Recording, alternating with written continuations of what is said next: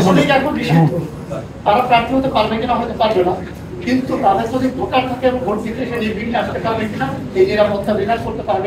এখানে কোনো রাজনৈতিক পরিচয় নাই এই ইলেকশনটা, এটা শুধুমাত্র ঢাকা বিশ্ববিদ্যালয়ের বৈধ ছাত্রদের, কে কোন পার্টি করে, কার কি মার্কা, ডাকসুতে অন্তত সুযোগ নেই বোঝার।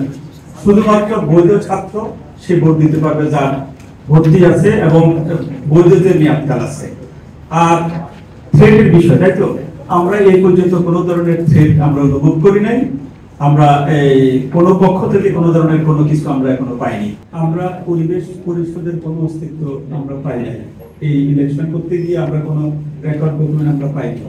এক সেকেন্ড হচ্ছে, আমরা যেহেতু এটা নির্দলীয় কোনো ধরনের দল মার্কা কোনো কিছু এখানে নাই, শুধুমাত্র ঢাকা বিশ্ববিদ্যালয়ের বৈধ ছাত্রদের ইলেকশন, সেখানে আমরা এগুলো বিবেচনা করবো। বান্ডেল থাকলে প্রতি সেনমানিতে টাকা বাঁচবে। বিকাশ সেনমানি বান্ডেল কিনে জিতুন প্রতি লেনদেনে। 26 আগস্ট থেকে 8 সেপ্টেম্বর পর্যন্ত সবাই প্রচার করতে পারবে, কিন্তু ভোটের 24 আওয়ার্স পূর্বে সম্ভবত প্রচারণা বন্ধ হবে।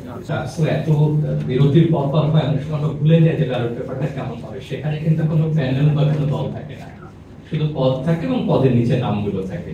তো এটা বারবার আমরা স্মরণ করিয়ে দিচ্ছি। এখন বাস্তবে অনেক ধরনের তারা জোট তৈরি করতে পারেন বা তারা একসঙ্গে করতে পারেন, কিন্তু আমাদের কাছে প্রত্যেকের প্রার্থী এবং যারা ভোট জন্য যোগ্য থাকছেন এবং ওখানে নামগুলোই ভাবি, ওখানে কোনো প্যানেল বা দল বা কোনো প্রতীকের অস্তিত্ব থাকে।